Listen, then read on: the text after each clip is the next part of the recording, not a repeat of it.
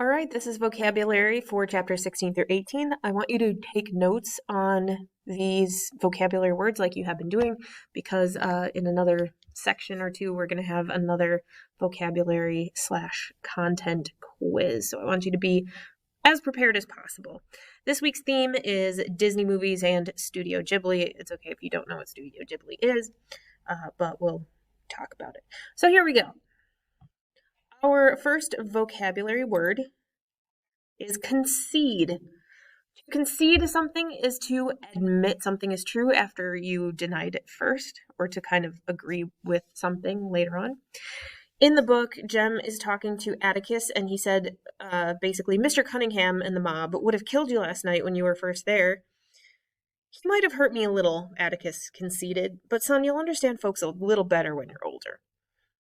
So the beast conceded that Belle should be let go after they saw her father dying in the woods. So if you concede something, you kind of, agree with the point. You're like, okay, you got a point there.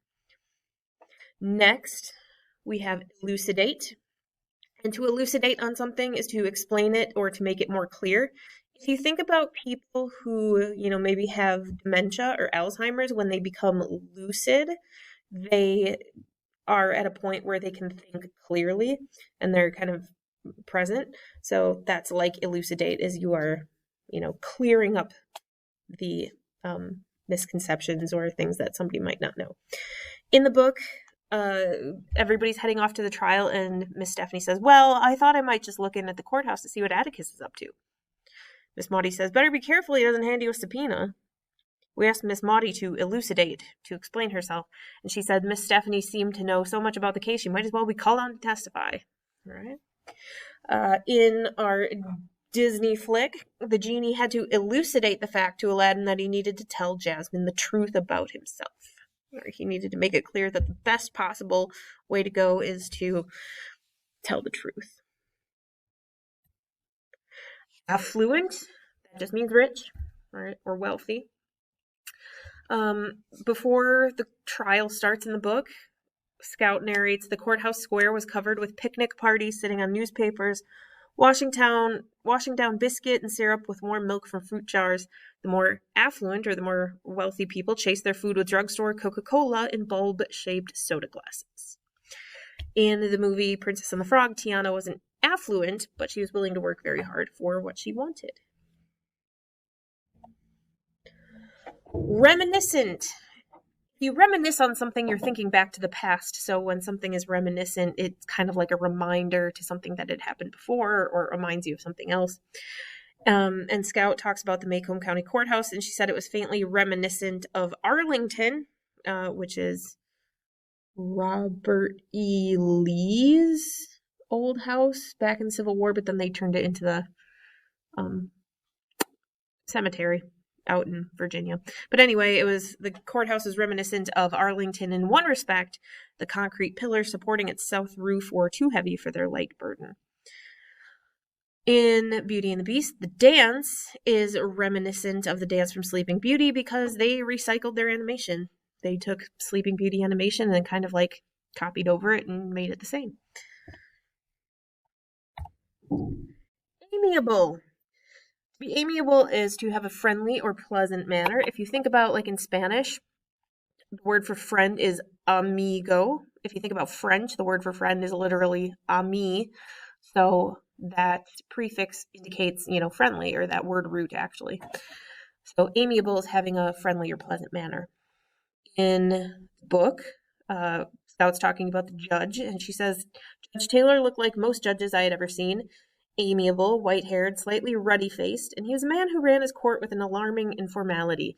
He sometimes propped his feet up, and he often cleaned his fingernails with his pocket knife. In Lion King, Pumbaa is a very amiable guy, but only Timon and Simba can look past his stink.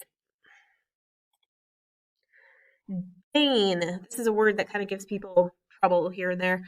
If you're deigning to do something, you are considering it below yourself to do it. You are thinking like you have to stoop to a lower level to do it. So when Scout's kind of talking about the Yule household. She says, one corner of the Yule yard, though, bewildered Maycomb. Against the fence, in a line, were 6 chipped enamel slop jars holding brilliant red geraniums, cared for as tenderly as if they had belonged to Miss Maudie Atkinson. Had Miss Maudie deigned it to permit a geranium on her presence. So had, Maudie thinks it's below her to keep geraniums on her yard because she thinks they're kind of a trashy flower. But at the Yule yard, somebody is keeping 6 flower pots. In Pocahontas, Governor Ratcliffe would not deign to living peacefully with the natives. Acrimonious. To be acrimonious is angry and bitter, usually in the way you're speaking. And Scout's talking about how Atticus and the lawyer for the Yules they aren't like at each other's throats. They're very professional. But she says, we could tell, however, when debate became more acrimonious than professional. But this is from watching lawyers other than her father. I've never heard Atticus raise his voice in my life except to a deaf witness. So she can tell if there's a little bit of tension in the courtroom, but that's just because other lawyers have gotten that way.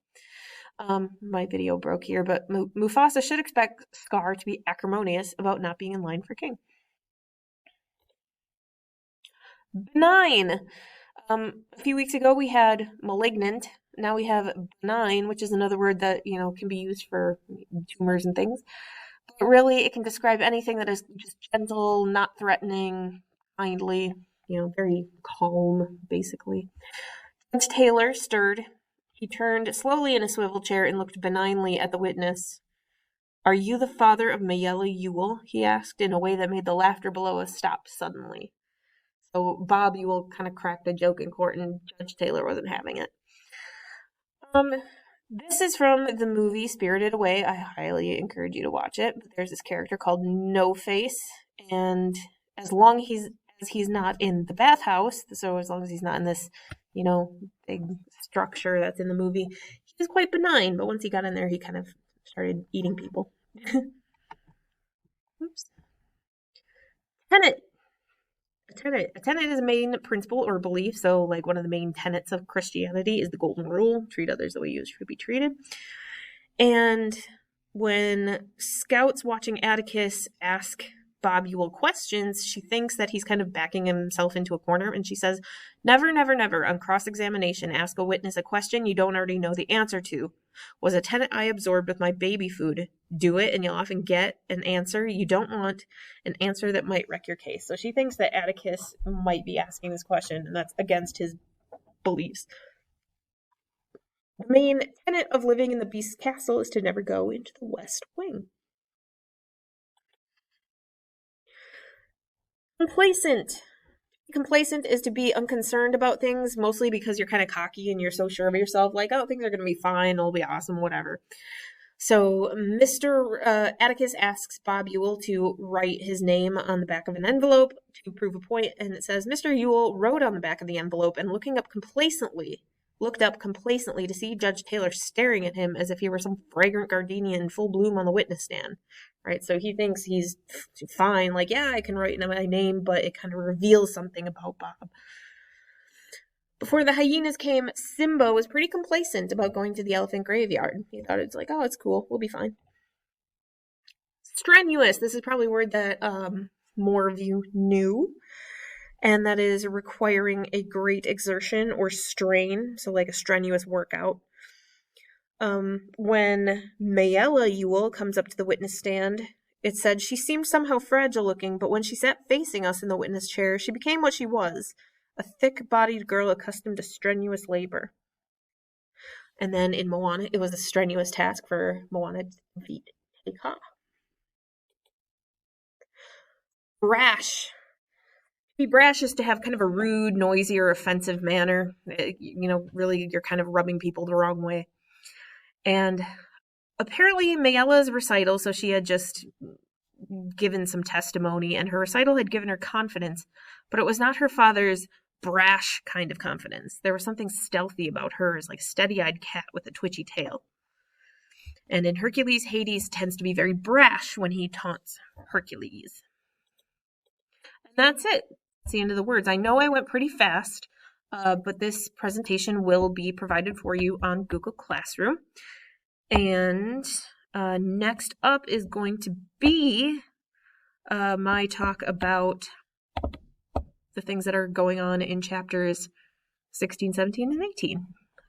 Thank you, and have a good day.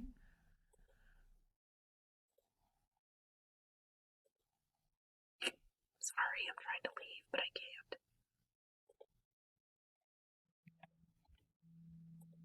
Oh my gosh, I'm so sorry.